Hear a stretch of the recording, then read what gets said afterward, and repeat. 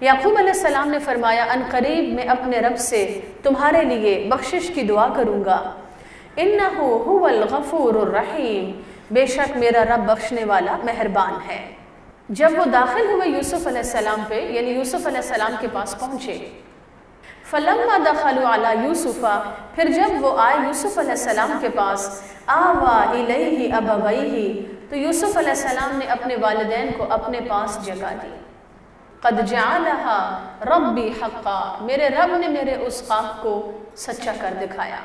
کیا کیا مناظر ہے دیکھے زمینیں، جن ہستیوں کا گواہ آسمان، کچھ لوگ ایسے تھے ملتے ہیں اب بھی ہستی کے صفحے پہ جن کے نشان۔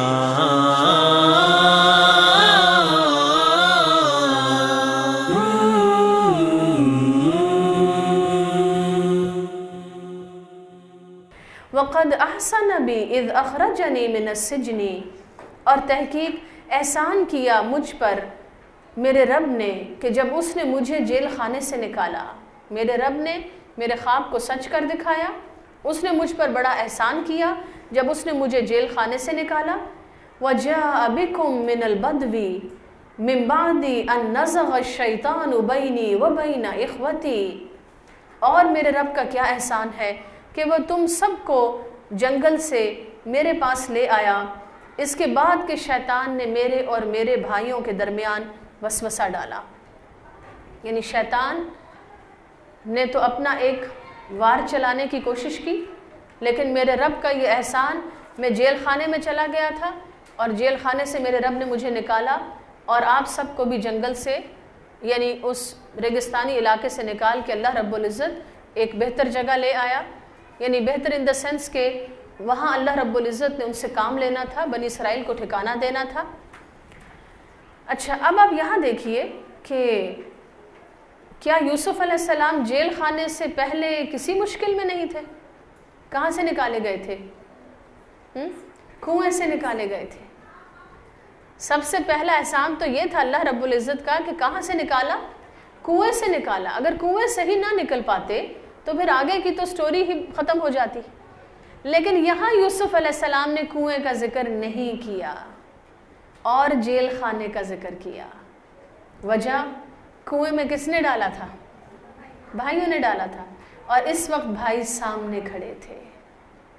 لہٰذا اب یہاں لکھ لیجئے، محسن کی ایک اور صفت سامنے آتی ہے کہ محسن دوسروں کو باتیں کر کر کے شرمندہ نہیں کرتا۔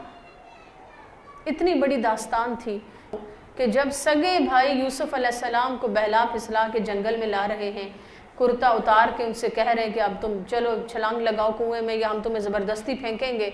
کتنے دن کنویں میں پڑے رہے، بھوکے تھے، پیاسے تھے، خوفزدہ تھے، پریشان تھے، ماں باپ سے جدا تھے۔ کیسے کنویں سے نکالے گئے تو سوچا ہوگا شاید میری خلاصی ہوئی، اور قافلے والوں نے پکڑ کے کہاں سے کہاں پہنچا دیا، بازار غلامہ میں بیچے گئے، کیا کیا پریشانیاں محل میں دیکھی۔ لیکن یہاں جب والدین اور بھائی سامنے کھڑے ہیں، ذکر تک نہیں کیا ان کی اس غلطی کا، اور کہا اللہ کا شکر جس نے مجھے جیل خانے سے نکال دیا، اور اس کا شکر اس نے آپ کو بھی جنگل سے نکال کے یہاں پہنچا دیا، ہم سب کو اکٹھا کر دیا۔ ہم کیا کرتے ہیں؟ اگر اتنا زمانہ اور اتنی لمبی داستان تو بہت دور کی بات ہے، اگر ایک کمرے میں دو بچوں کی لڑائی ہو جائے کسی بات پہ اور ماں باپ پوچھیں کہ جی بیٹا کیا ہوا، وہ داستانیں سنائی جاتی ہیں۔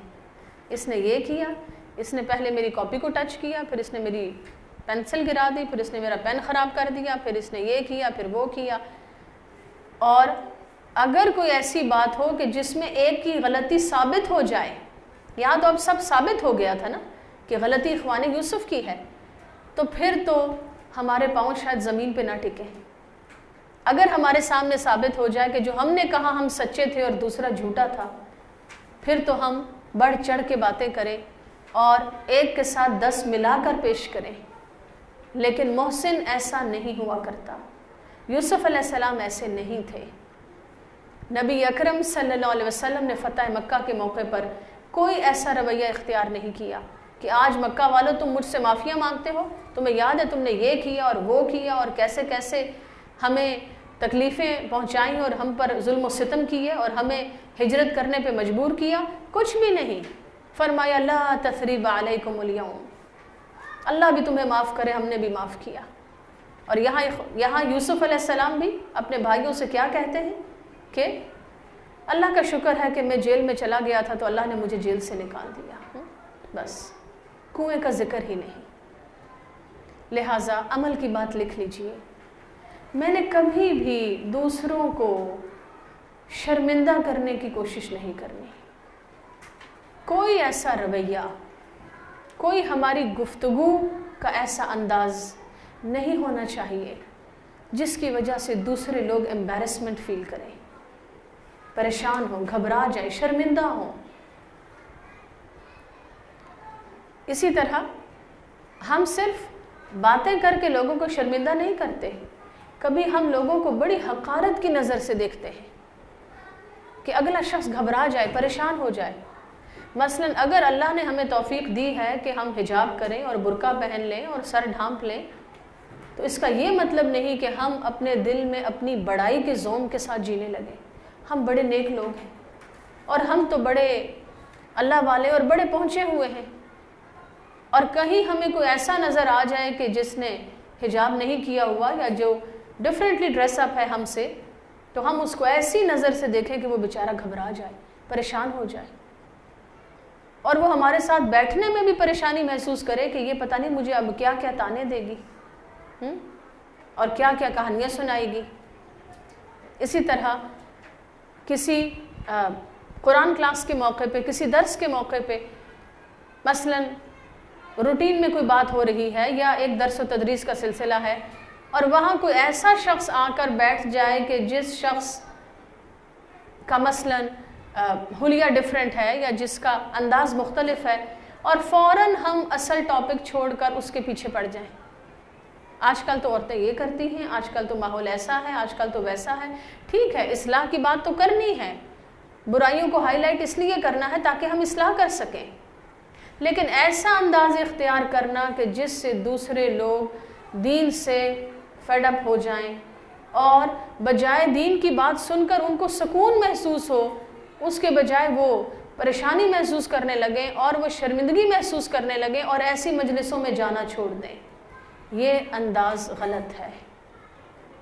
ہم نے لوگوں کو اللہ رب العزت کی پہچان دینی ہے، اس کی محبت دینی ہے، اور جب ایک انسان اپنے رب کو پہچان لیتا ہے پھر اللہ رب العزت کے کسی بھی حکم پر عمل کرنا اس کے لیے مشکل نہیں رہتا.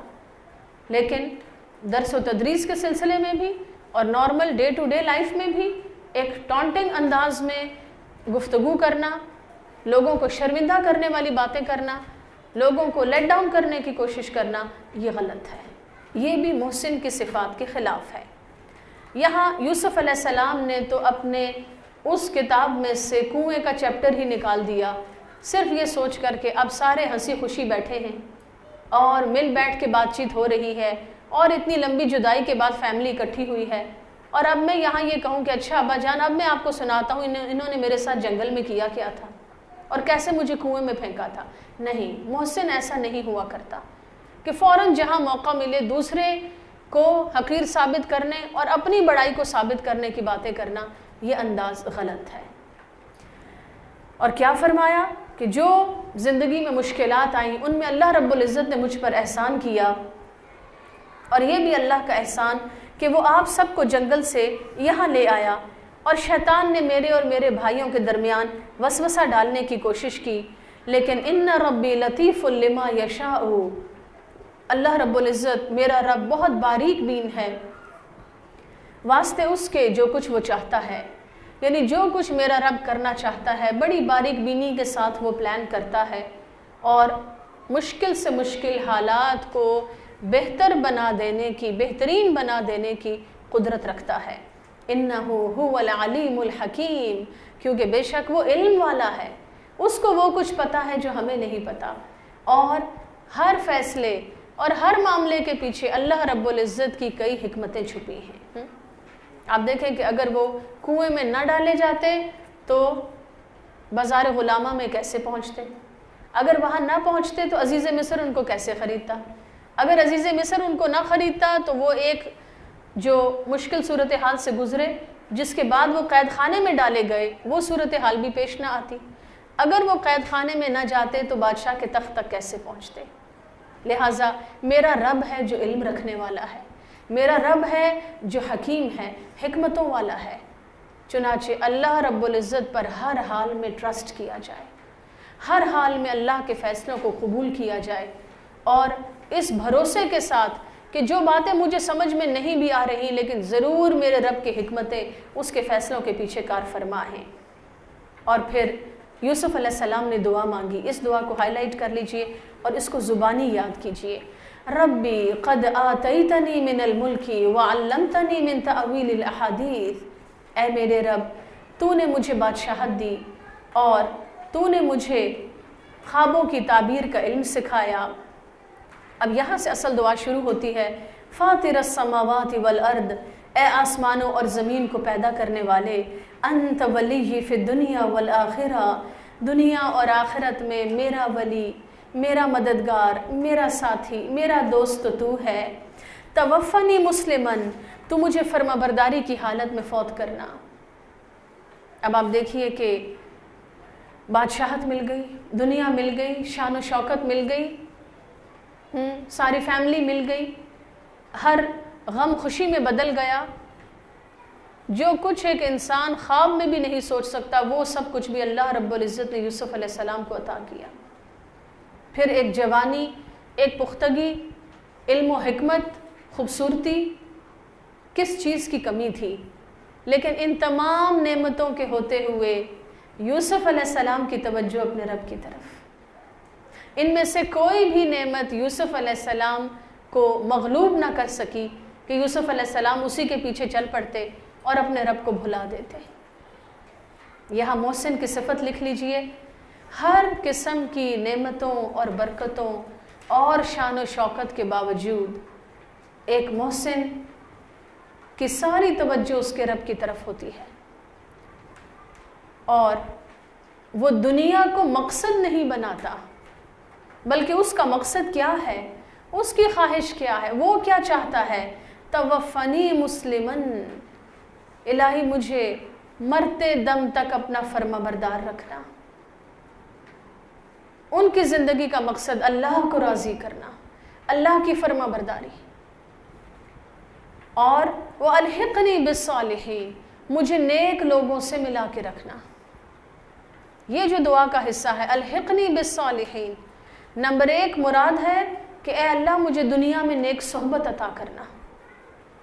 علماء نے فرمایا کہ نیک صحبت کی اہمیت کا پتہ چلتا ہے ایسی دعاؤں سے کہ انبیاء علیہ السلام نے اللہ تعالیٰ سے نیک صحبت مانگی۔ اور نمبر 2 مراد ہے الحقنی بالصالحین کہ یا رب مجھے قیامت کے دن نیک لوگوں سے ملا دینا، قیامت کے دن میرا شمار تیرے فرما بردار بندوں میں ہو، نیک بندوں میں ہو۔ فاطر السماوات والارض انت ولی فی الدنیا والآخرہ توفنی مسلما والحقنی بالصالحین، اے آسمان و زمین کو بنانے والے۔ ایک ملک کے بادشاہ بنے بیٹھے ہیں لیکن ان کو یاد ہے کہ اصل بادشاہ کوئی اور ہے، آسمان و زمین کو بنانے والا کوئی اور ہے۔ یہاں محسن کی ایک اور صفت کہ وہ اللہ کی معرفت رکھتا ہے، اللہ کی پہچان رکھتا ہے۔ اگر خود خوبصورت ہیں، طاقتور ہیں، بادشاہ ہیں تو یہ نہیں کہتے کہ اچھا میری ہی شان و شوکت اور میری ہی بڑائی، نہیں، فاطر السماوات والارض، اے آسمان و زمین کو بنانے والے، اصل بادشاہ تو تو ہے، آسمان و زمین کا بادشاہ تو کوئی اور ہے، اور انت ولی فی الدنیا والآخرہ، دنیا اور آخرت میں میرا ولی، میرا مددگار، میرا دوست تو ہے۔ توفنی مسلما والحقنی بالصالحین، یہ ہے ایک بندہ مومن کی کامیابی کہ وہ مرتے دم تک اللہ کا فرما بردار ہو۔ یہ ہے کامیابی۔ کامیابی صرف یہ نہیں کہ ہم نے دنیا میں اچھے گریڈز لے لیے، کامیابی یہ نہیں کہ ہم نے دنیا حاصل کر لی، لوگوں نے ہمیں شاباش دے دی، کامیابی یہ نہیں کہ کوئی دنیا میں بادشاہ بن جائے، کسی سینئر موسٹ پوسٹ پہ آ جائے. کامیابی یہ ہے کہ بندہ اللہ کا فرما بردار ہو، جس رب نے بندے کو بنایا اس رب کی پہچان ہو، وہ رب ہم سے خوش ہو، اس نے جس مقصد کے لیے ہمیں دنیا میں بھیجا ہم اس مقصد کو پورا کرنے والے ہوں. یہ ہے اصل کامیابی. اور پھر اللہ کی فرما برداری صرف یہ نہیں کہ انسان ذی الحج کے مہینے میں جائے اور حج کر کے واپس آ جائے اور بس کہے کافی ہو گیا. رمضان کے مہینے میں روزے رکھ لے اور لپیٹ سمیٹ کے اپنے آپ کو فرما بردار بنا لے اور رمضان کے بعد دین کے بخیے ادھیڑ دے. یہ کامیابی نہیں ہے، یہ فرما برداری نہیں ہے. بلکہ توفنی مسلمن، یہاں یہ جملہ لکھ لیجئے، مجھے حقیقی کامیابی کو پانے کے لیے مرتے دم تک اللہ کی فرما برداری کی کوشش کرنا ہوگی. اللہ رب العزت کی فرما برداری کی کوشش کرنا ہوگی. اور جو شخص یہ نہیں کر رہا وہ بیکار ہے، خواہ دنیا اس کو کتنی ہی شاباش دے، وہ ناکام ہے، خواہ دنیا اس کے کتنے ہی گن گائے. اس لیے کہ ہمیں دنیا نے نہیں بنایا اور ہم نے دنیا کو جواب نہیں دینا، ہمیں ہمارے رب نے بنایا ہے اور ہم نے الٹیمیٹلی اسی کی طرف پلٹ کے جانا ہے. ذالک من انباء الغیب، یہ غیب کی خبروں میں سے ہے، نوحیہ الیک، جو ہم نے آپ کی طرف وحی کی، یعنی نبی اکرم صلی اللہ علیہ وسلم کی طرف بذریعہ وحی سورۃ یوسف نازل کی گئی. وما کنت لدیہم، اور آپ صلی اللہ علیہ وسلم ان لوگوں کے پاس نہیں تھے. کن کے پاس؟ اخوان یوسف کے پاس. اذ اجمعوا امرہم، جب وہ اپنے معاملات کو طے کر رہے تھے، وہم یمکرون، اور جب وہ چالیں چل رہے تھے. یعنی اے نبی اکرم صلی اللہ علیہ وسلم، آپ تو اس زمانے میں موجود نہیں تھے، آپ تو ان لوگوں کے پاس بیٹھے ہوئے نہیں تھے جب وہ یہ ساری سازشیں اور تدبیریں کر رہے تھے، بلکہ یہ تمام داستان اور یہ تمام واقعات آپ کو اللہ رب العزت نے بذریعہ وحی سنائے ہیں، بذریعہ وحی بتائے ہیں. دوسری بات، جب اخوان یوسف ان کے خلاف چالیں چل رہے تھے تو اللہ رب العزت نے فرمایا کہ اس وقت آپ وہاں موجود نہیں تھے. اس سے یہ پتہ چلتا ہے کہ نبی اکرم صلی اللہ علیہ وسلم ایک خاص وقت میں دنیا میں تشریف لائے اور ایک خاص وقت میں آپ کو دنیا سے اٹھا لیا گیا. وما اکثر الناس ولو حرصت بمؤمنین، اور اے نبی صلی اللہ علیہ وسلم، لوگوں کی اکثریت ایمان لانے والی نہیں ہے اگرچہ آپ ان کے لیے بہت حریص ہی کیوں نہ ہوں. نبی اکرم صلی اللہ علیہ وسلم لوگوں کے کتنے خیر خواہ تھے، اس آیت میں اس بات کی گواہی دی گئی کہ آپ اس بات کے بہت حریص تھے کہ لوگ ایمان لے آئیں اور لوگ اسلام قبول کر لیں. خاص طور پر جب قریش مکہ نے یہ کہا کہ تم ہمیں اس سوال کا جواب دو، تو ہر ایسے موقع پر آپ کی یہ خواہش ہوتی تھی کہ جب یہ جواب ان کے سامنے آ گیا شاید اب یہ ایمان لے آئیں، شاید اب یہ حق کو قبول کر لیں. لیکن اللہ رب العزت نے کیا فرمایا؟ لوگوں کی اکثریت ایمان نہیں لائے گی، یہ اکثریت حق بات کو قبول کرنے والی نہیں ہے اگرچہ آپ کتنے ہی حریص کیوں نہ ہوں. وما تسألهم علیہ من اجر، حالانکہ آپ صلی اللہ علیہ وسلم اس کام پر حق کو ان تک پہنچانے کے لیے ان سے کوئی اجر نہیں مانگتے، ان سے کوئی بدلہ نہیں مانگتے. یہاں عمل کا نقطہ لکھ لیجئے. نبی اکرم صلی اللہ علیہ وسلم کے دنیا سے رخصت ہونے کے بعد اب حق بات کو لوگوں تک پہنچانے کی ذمہ داری امت مسلمہ پر ہے. لیکن ہم جب کسی کی خیر خواہی کریں یا جب کسی کو دین کی بات پہنچائیں تو دنیاوی لالچ سے بے نیاز ہو کر بات کریں. کبھی بھی اپنے ذہن میں یہ نہ رکھیں اس شخص کو میں نے کوئی فائدہ پہنچایا، اب یہ مجھے کیا دے گا، یہاں میں دین کی بات کروں یہاں سے مجھے کیا ملے گا، فلاں شخص سے میں رابطے بڑھاؤں قرآن کو ہاتھ میں لے کے اور پس پردہ سوچ یہ ہو کہ اس سے میں نے کوئی کام نکلوانا ہے اور اس سے میں نے کوئی فائدہ اٹھانا ہے، تو اس قسم کے کھوٹ والا کام اللہ رب العزت کو قابل قبول نہیں ہے. اور نبی اکرم صلی اللہ علیہ وسلم کا طریقہ ہمارے لیے اسوہ حسنہ ہے. اور آپ کا کیا طریقہ تھا؟ وما تسألهم علیہ من اجر، آپ حق بات لوگوں تک پہنچانے میں کوئی لالچ نہیں رکھتے کہ کوئی آپ کو اس کا بدلہ دے یا پیسے دے یا کوئی آپ کے مفادات کو پورا کرے. ان ہوا الا ذکر للعالمین، بلکہ یہ تو تمام جہان والوں کے لیے ایک نصیحت ہے، ایک ذکر ہے. اللہ تعالی ہمیں اس نصیحت کو قبول کرنے کی توفیق عطا فرمائے. ایک بات یہ کہ جب یعقوب علیہ السلام کے چہرے پر کرتا ڈالا گیا اور ان کی بینائی لوٹ آئی، کرتا ابھی مصر سے چلا اور یعقوب علیہ السلام نے فرمایا کہ مجھے یوسف کی خوشبو آ رہی ہے. آیت نمبر 94. وَلَمَّا فَصَلَتِ الْعِيرُ قَالَ أَبُوهُمْ إِنِّي لَأَجِدُ رِيحَ يُوسُفَ. ایک نقطہ اس آیت کے حوالے سے رہ گیا کہ یعقوب علیہ السلام نے ابھی کرتا مصر سے چلا اور کہا کہ مجھے یوسف کی خوشبو آ رہی ہے. یہ کیا تھا؟ یہ یعقوب علیہ السلام کا معجزہ تھا. لیکن انبیاء علیہ السلام کے معجزات ان کو کہاں سے ملے؟ اللہ رب العزت نے عطا کیے. ان کا ذاتی کمال نہیں تھا.